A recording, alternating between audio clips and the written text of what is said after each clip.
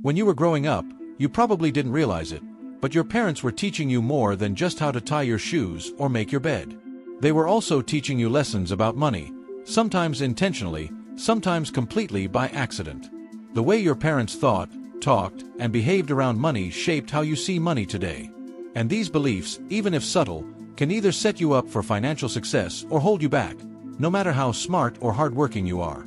In this video, we're going to break down 10 money beliefs parents accidentally pass to their kids and what you can do to undo them. By the end, you'll know why these habits stick and how to rewire them for a healthier financial future.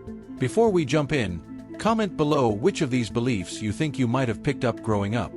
Be honest, there's no judgment here. 10. Money doesn't grow on trees. You've probably heard this a lot as a kid. It's the classic line parents use to teach you to be careful with spending.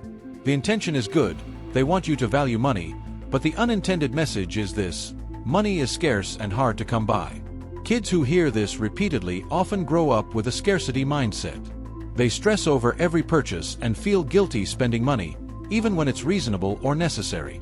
The better approach is to teach that money is a tool, something you can manage, grow, and earn more of with effort and strategy. Explain the value of money but also the potential it has to help you achieve goals, not just something to hoard. 9. We can't afford that.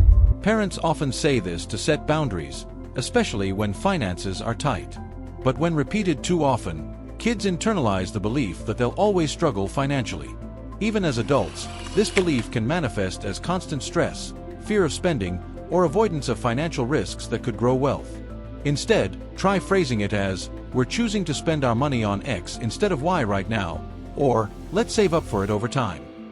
That teaches kids financial planning and patience, rather than fear and limitation. 8. Rich people are greedy.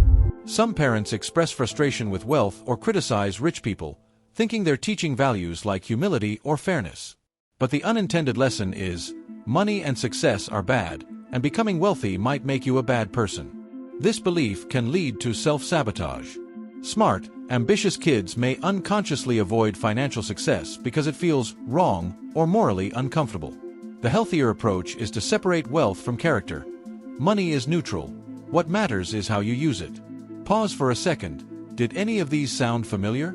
Comment below before we move to number 7. 7. You have to work harder than everyone else to make money. Many parents push the value of hard work, which is admirable. But the unintended effect is that kids grow up thinking money only comes from sacrificing time and energy endlessly, instead of learning about smarter strategies like investing, passive income, or leveraging skills. While hard work is important, it's also crucial to teach financial intelligence, how to make money work for you, not just trading hours for dollars forever. 6. We don't talk about money. Some families avoid discussing finances entirely, thinking it's private or stressful. But children pick up on this silence.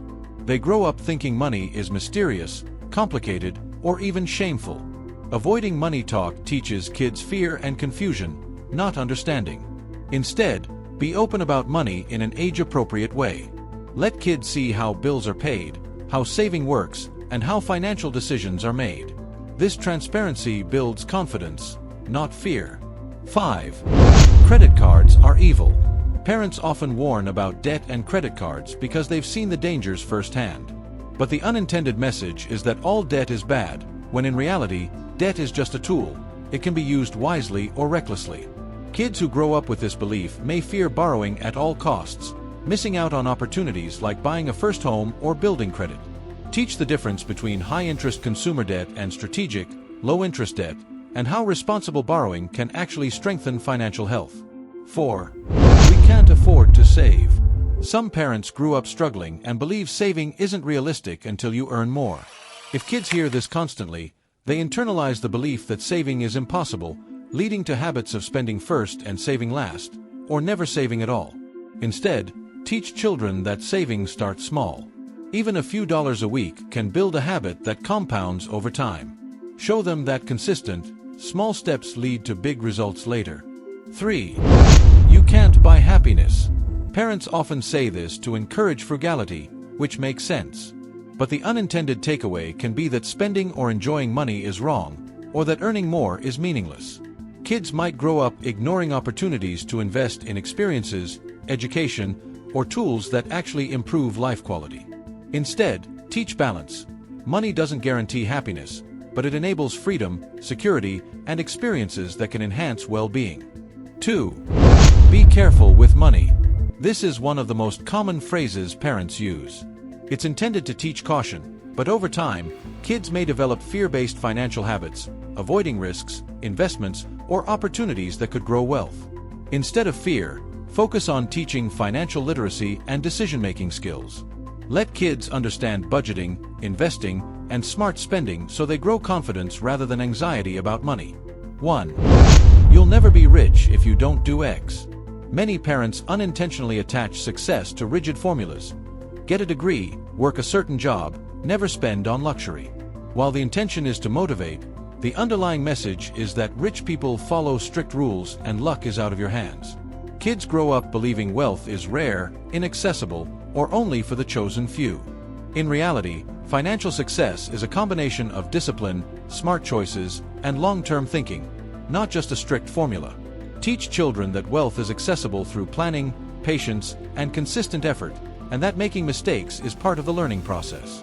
Why these beliefs stick? Even smart kids can adopt these beliefs without realizing it. Why? Because money lessons aren't just verbal, they're observational. Seeing parents stress over bills can teach anxiety. Watching them avoid investments can teach fear of risk. Hearing constant criticism about spending teaches shame. These patterns shape behavior long after childhood. And if they're not addressed, even highly intelligent adults can struggle financially. Not because they lack skill, but because they're unconsciously following these inherited beliefs. How to break the cycle? The first step is awareness. Identify which beliefs you carry from childhood. Then, consciously challenge them. 1. Reframe scarcity beliefs into abundance mindsets.